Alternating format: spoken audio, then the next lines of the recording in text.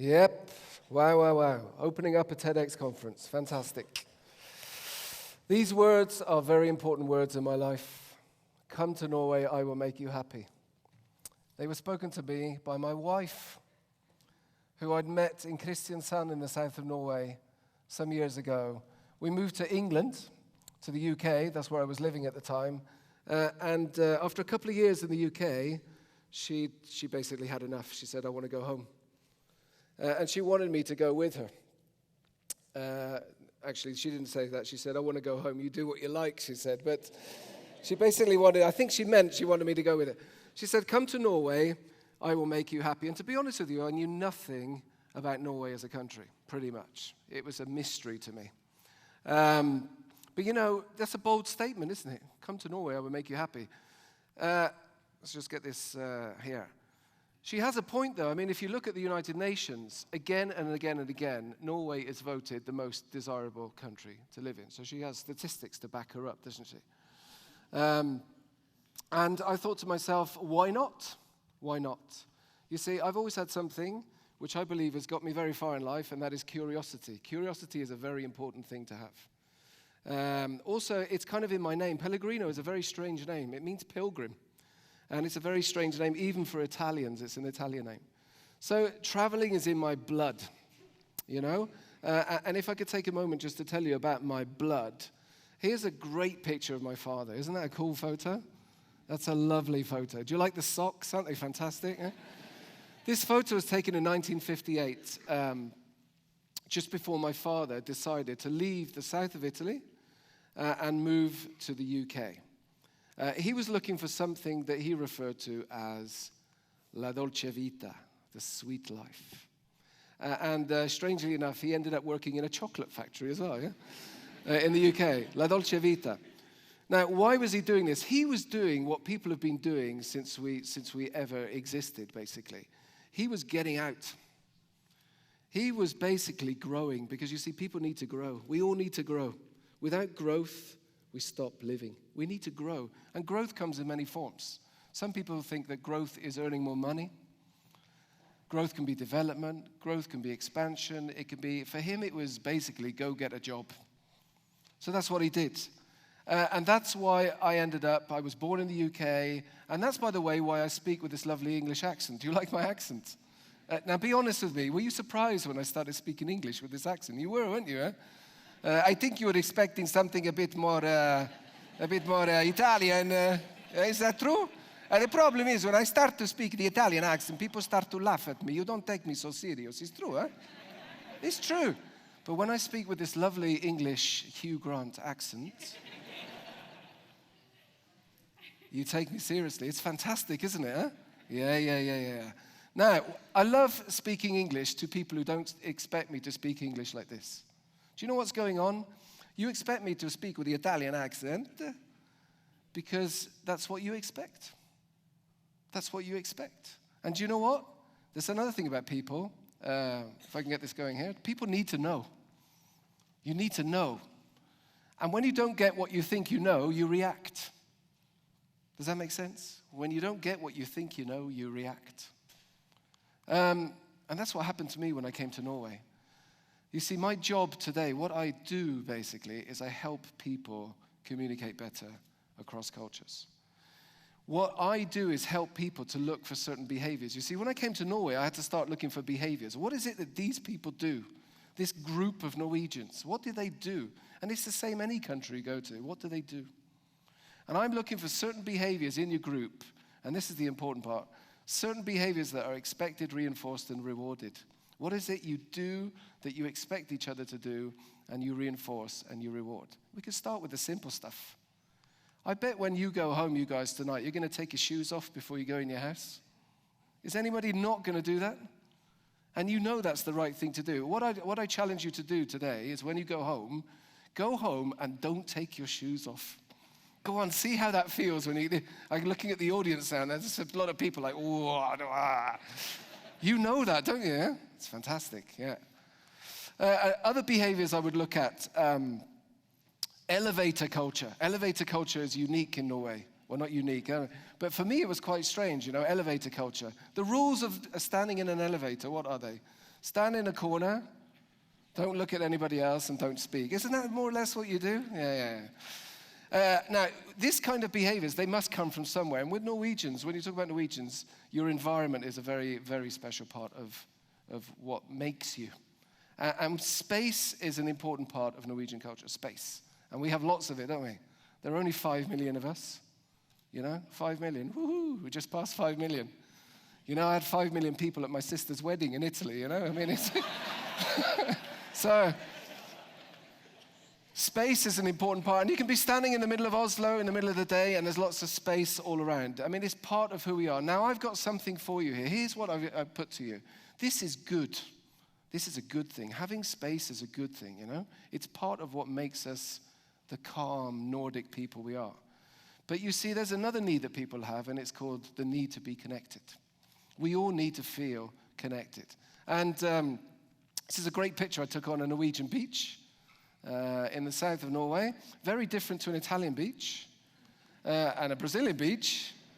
And the point about this Norwegian beach, of course, is the space that we keep between us. Can you see the space between us? And that space is more or less the same distance. Can you see that? It's as if they're measuring it or something, Here it's a little bit more chaotic, a bit closer together. And here, obviously, would you like to be on holiday in this place, by the way? The weather would be nice, but maybe a little bit packed. Can you spot the Norwegian? There's a Norwegian up here. Can you see her? See her? Fantastic, huh? Yeah. Excellent. This is all good, isn't it? This is all good. This is all good. Of course it is. And I recall again, that Norway is the most desirable country to live in. But did you also know that 50% of all Norwegians will suffer from depression at some time in their lives? Did you know this?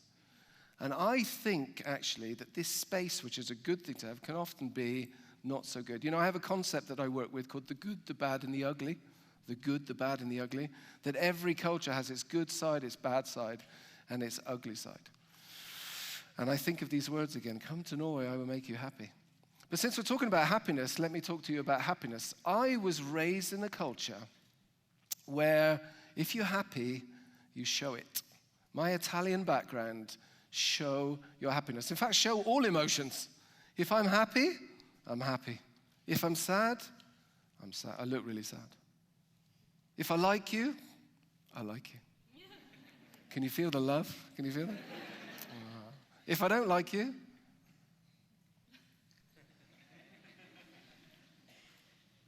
then you will know I don't like you.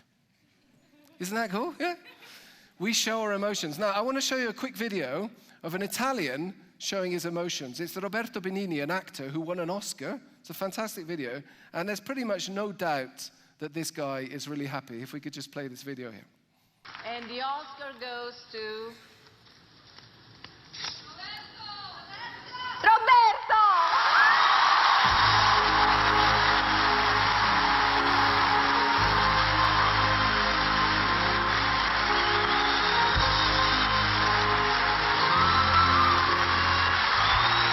This is Italy's 26th nomination and its 10th Academy Award.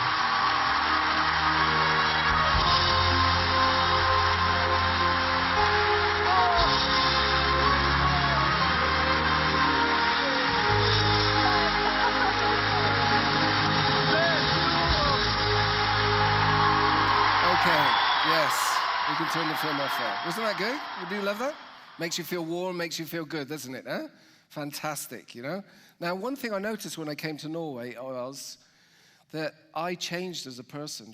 I'll try to explain why. You see, what you are and what I am, what we all are as people, there's a part of you called the you as you see yourself. Then you've got something called the you as you would like to be seen.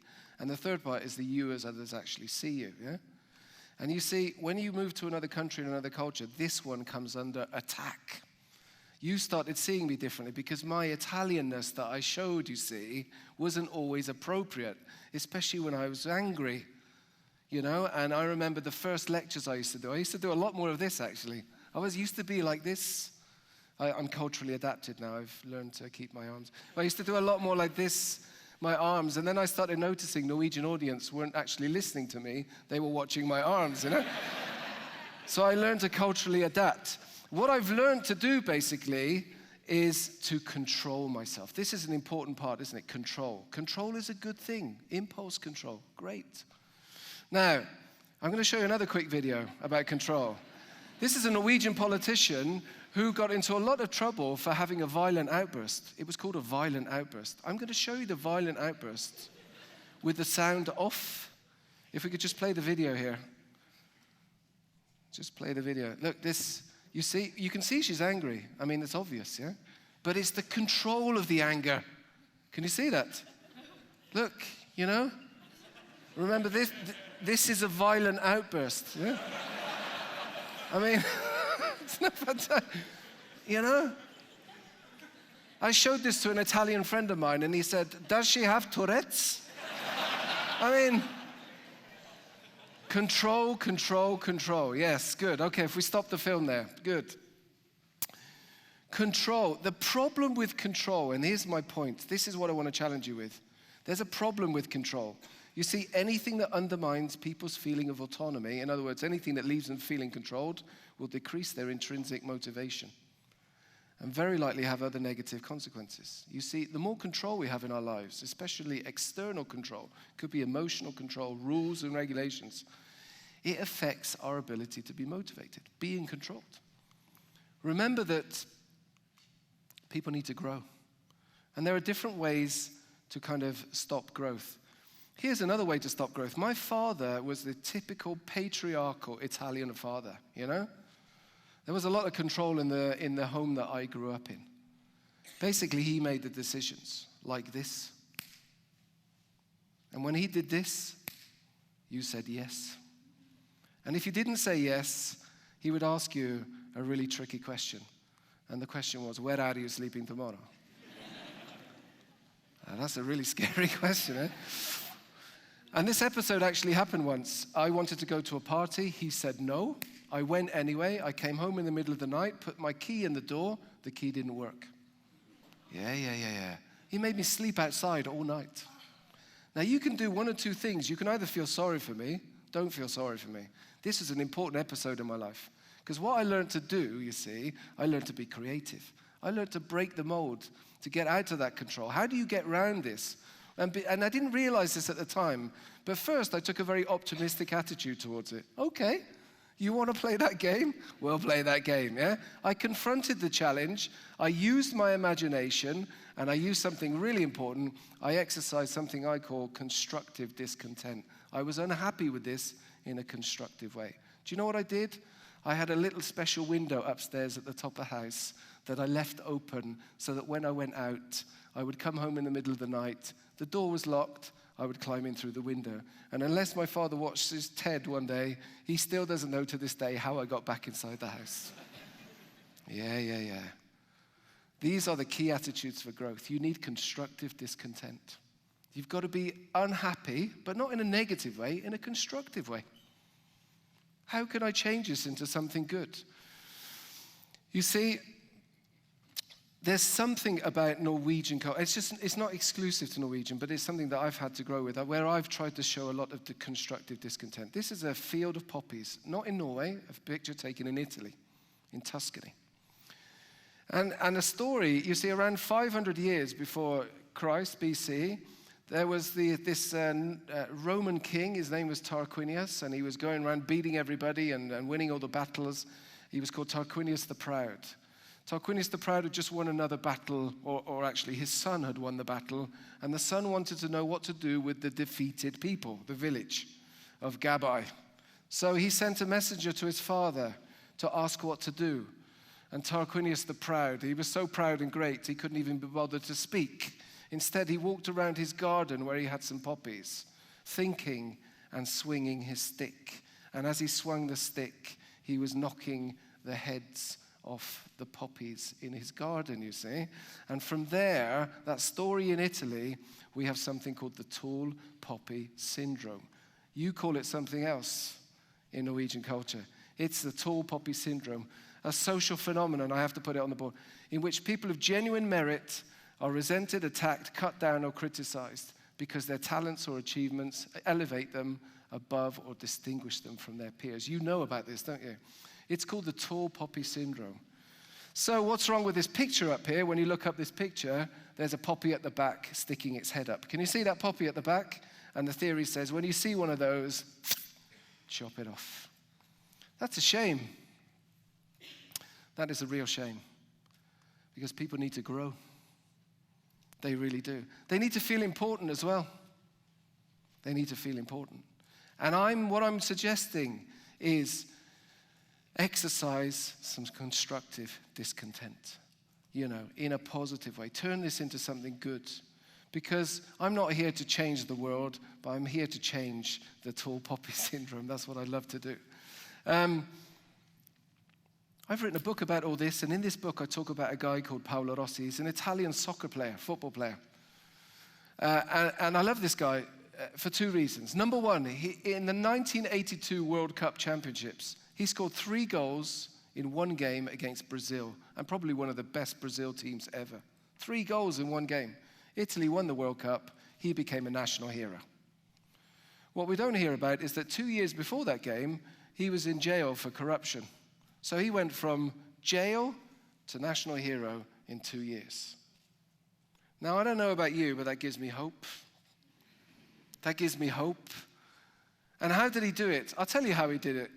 He worked hard, he was very good, and he had a lot of luck. The 3 main ingredients of a successful life. And also, he had this constructive discontent. He tried it out. Now, this is my son. I was a bit worried about, should I put this picture out? This is going to go on the internet. I'm showing it. This is my son. This is my poppy. Can you see that? This is my poppy. He's my poppy. I've got 3 poppies. He's the first poppy. He's a great football player. By the way, can you see I'm trying to influence him? Can you see that? He knows about Paolo Rossi. Now, I asked him a question once. I said, Christian, who's best at football in your class? Do you know what he said to me? You've seen it already. Everyone is best, Papa. Everyone is best. The intentions are good. But my question is, does he know who's good? Does he know? Does he really know that he's best? What does that tell him? My next question is he connected to reality? Because unfortunately, it's not going to be like that when he grows up. Will he grow when he says everybody's best? Is he growing? Does he feel important? And you kind of know the answers to this. So my message to you really here at the audience today is we need outsiders' views sometimes. I'm the outsider who's come here.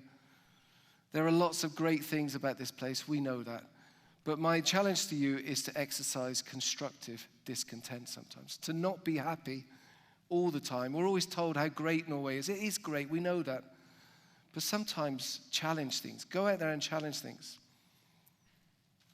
And next time you see a poppy sticking his head out above the fields, instead of cutting it off, maybe go up and smell and smile. Thank you very much.